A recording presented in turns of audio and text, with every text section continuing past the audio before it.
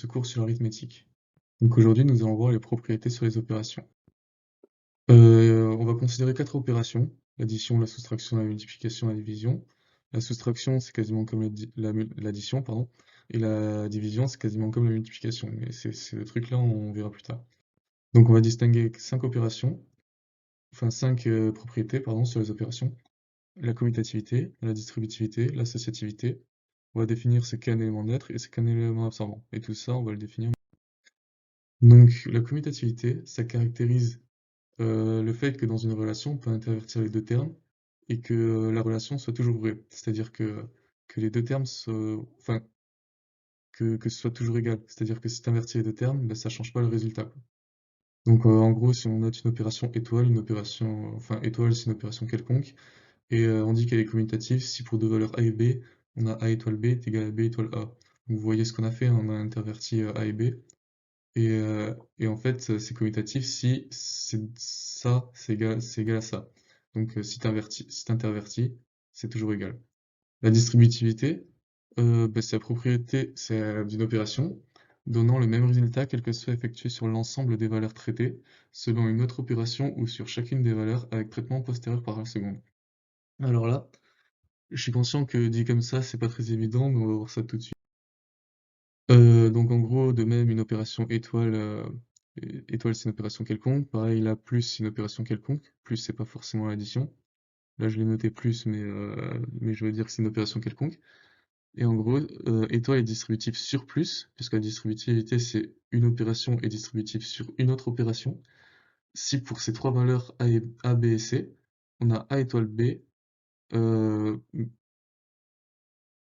pardon, A étoile B plus C est égal à B plus C étoile A, qui est égal à A étoile B plus A étoile C. En gros, on dit que c'est distributif quand on peut intervertir ces deux termes, c'est-à-dire que là on a A à gauche et A à droite, que et que ça change rien qu'on fasse d'abord cette opération-là avant celle-ci, ou bien qu'on fasse cette opération-là entre A et B, puis ensuite cette opération, et cette opération-là entre A et C. Donc comme ici on a A étoile B plus A étoile C. Donc en gros, ça change rien qu'on fasse A étoile B plus C, ou bien A étoile B plus A étoile C. Donc la distributivité, c'est comme par exemple si à la place d'étoile on avait la multiplication, et à la place du plus, ben, on avait l'addition. Parce que je rappelle que là c'est une opération quelconque, hein, c'est pas nécessairement l'addition. Et donc ben, ça je pense que vous le savez, si on a 2 multiplié, enfin un facteur de x plus 2, ben, ça va faire 2x plus 4, parce que tu vas distribuer le 2 sur le x plus 2, mais tu peux très bien faire x plus 2 si tu as une valeur donnée pour x, et, euh, et ensuite multiplier le tout par 2. Donc voilà, on passe à la suite. Donc l'associativité, en fait, c'est plutôt une question d'ordre dans les opérations. C'est-à-dire que on peut très bien faire de droite à gauche comme de gauche à droite les opérations et ça changerait rien. C'est ça l'idée de l'associativité. En gros, c'est pareil, opération étoile, c'est n'importe laquelle. On dit qu'elle est associative si pour A, B ou C, et C, pardon, A étoile B étoile C, c'est égal à A étoile B étoile C. Donc en gros, qu'on fasse dans ce sens-là, c'est-à-dire d'abord ça, B étoile C, puis A étoile B étoile C, ça change rien par rapport au fait qu'on fasse d'abord A étoile B, puis étoile C, le tout de cette opération. Donc on passe à la suite. L'élément neutre, c'est un nombre qui modifie pas le résultat d'une opération. Donc tout simplement, voilà, si on a une opération notée étoile, et x une valeur, on a l'élément neutre e, et en fait x étoile e, c'est égal à e étoile x, et c'est égal à x. En gros, si t'opères l'élément neutre d'une opération avec n'importe quel nombre, ben, ça fera toujours ce nombre-là, le nombre n'importe lequel, quoi. L'élément absorbant, c'est l'inverse d'un élément neutre, c'est-à-dire que là, après opération, ce sera égal à l'élément absorbant, pas n'importe quel élément avec lequel on va l'addition. Donc l'élément absorbant, pareil, opération étoile, x une valeur, A c'est l'élément absorbant, A étoile x égale à x étoile A, et ça va être égal à A. Donc là ça va être égal à l'élément absorbant, alors qu'avant, je peux pas retourner en arrière. Alors qu'avant, le résultat c'était pas égal à E, mais à X. Parce que c'était égal à la valeur quelconque. Alors que là, c'est égal à la valeur de l'élément absorbant. Donc voilà, c'est la différence entre l'élément absorbant et l'élément neutre. Donc maintenant, on va voir les propriétés de l'addition et de la soustraction. Donc l'addition est commutative, associative. Donc en gros, pour trois valeurs A, B et C, on a commutation. A plus B est égal à B plus A. Bon, ça, je pense que vous le savez. 2 plus 3, c'est égal à 5. 3 plus 2, c'est égal à 5. Donc ça, c'est vrai. Après, bon, c'est vrai pour tout, hein, pas que pour 2 et 3. Mais association, ben, là, ça paraît évident aussi que l'addition est associative. Mais pour vous en convaincre, on peut essayer avec des nombres genre 2 plus 3 plus 4, 3 plus 4, 7, si on ajoute 2, ça fait 8, 9. Là, on fait l'inverse, c'est 2 plus 3, 5 plus 4, ça fait 9. Donc en fait, peu importe l'ordre dans lequel on fait, ce sera toujours égal. Par contre, la soustraction n'est pas commutative. Pardon, elle n'est pas associative non plus. J'ai dit qu'elle était associative là. Euh, et en gros, donc pour trois valeurs A, B et C, on n'a pas la commutation, c'est-à-dire que A moins B, c'est pas égal à B moins A. Pour vous en convaincre, 2 moins 3, ça fait moins 1, et 3 moins 2, ça fait 1. Donc en gros, ça va être égal à l'opposé, donc bah, c'est pas égal, donc il n'y a pas de commutation. Il n'y a pas association non plus, parce que si on prend on va dire A, B et C égale à 2 pour simplifier le truc.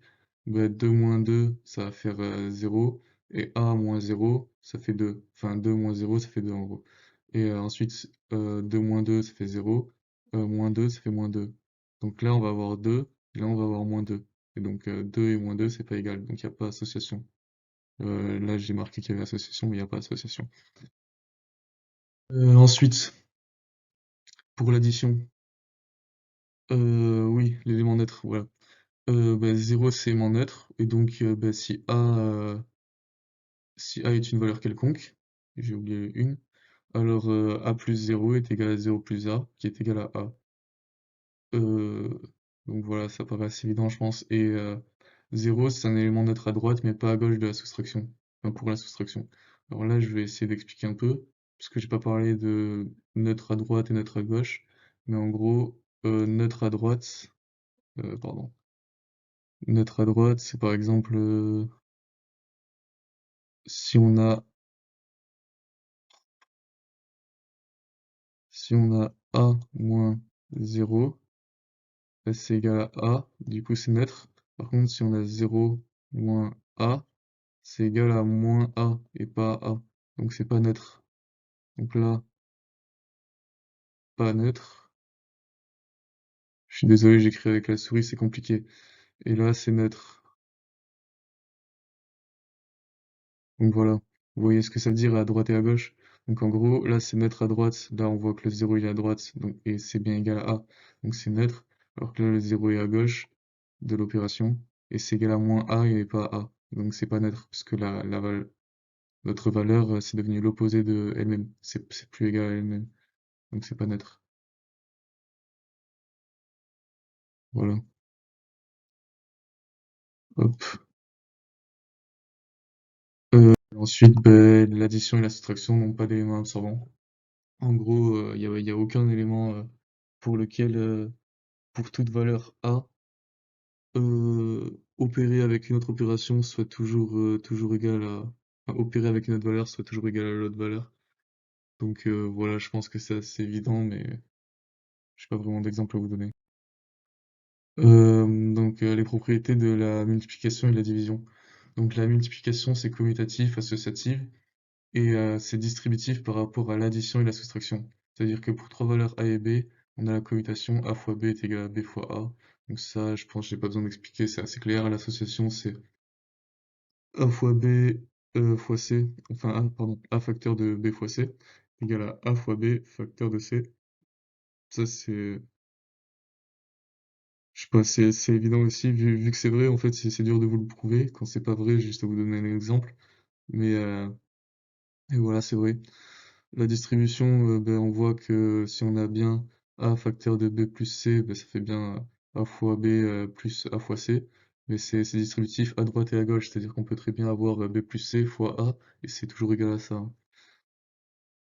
Donc la division n'est pas commutative, elle n'est pas associative, par contre elle est distributive à droite, ouais, et pas à gauche, par rapport à l'addition et la soustraction. Donc trois valeurs A et B, donc on n'a pas la commutation simplement parce que A sur B c'est pas égal à B sur A. On n'a pas l'association parce que A, enfin moi j'ai dit ici j'ai dit que je vous avais pas donné de valeur, donc là je vais vous donner des valeurs. 1 sur 2 c'est pas égal à 2 sur 1 parce que là ça va être égal à 0,5 et là ça va être égal à 2. Il n'y a pas l'association parce que si pareil si on prend toujours 2, on va dire que A, B et C c'est égal à 2. Là, A divisé par B sur C, ça va être égal à AC sur B, donc 4 sur 2, donc 2. Alors que là, ça va être égal à A sur B, le tout divisé par C, ce qui va être égal à A sur BC, ce qui va être égal à 2 sur 4, et donc 1 demi. Donc la distributivité à droite, ben, on voit que contrairement à ici où le A, j'aurais pu le mettre de ce côté-là, ça serait toujours vrai. Ici, je peux pas mettre A divisé par tout ça, parce que ce sera pas vrai. Par contre, tout ça divisé par A, bah, c'est effectivement distributif. C'est-à-dire que B, c'est bien égal à B sur A plus C sur A. Et en gros, tout à l'heure, je vous avais dit que la division, c'était un peu comme la multiplication. Et je vais essayer de vous en convaincre. En fait, c'est tout simple, si c'est distributif, c'est tout simplement parce que c'est comme si on avait B plus C multiplié par 1 sur A. Et là, en fait, si on utilise la multiplication comme ça, bah en fait, qu'on le mette à droite ou à gauche, bah, ce sera toujours vrai. Et du coup, bah, c'est ça que je voulais dire par le fait que la division, c'est un peu comme la multiplication. Parce qu'en fait, diviser, ça revient à multiplier par l'inverse. Donc voilà. Et pareil, soustraire, ça... Parce que je vous avais dit que la soustraction, c'était un peu comme l'addition. Soustraire, ça revient à additionner par l'opposé. C'est-à-dire que si on a 2 plus 3, bah si à la place de ça, on fait 2 moins 3, ça va donner moins 1. Pardon, j'ai du mal avec le moins. Euh, mais et ça revient, du coup, cette soustraction-là, ça revient à additionner par l'opposé de 3. Donc ça revient à faire 2 plus moins 3. On est d'accord que là, c'est le chiffre 3 euh, par lequel on soustrait 2. En fait, on soustrait 2 par 3. Alors que là, c'est le chiffre moins 3.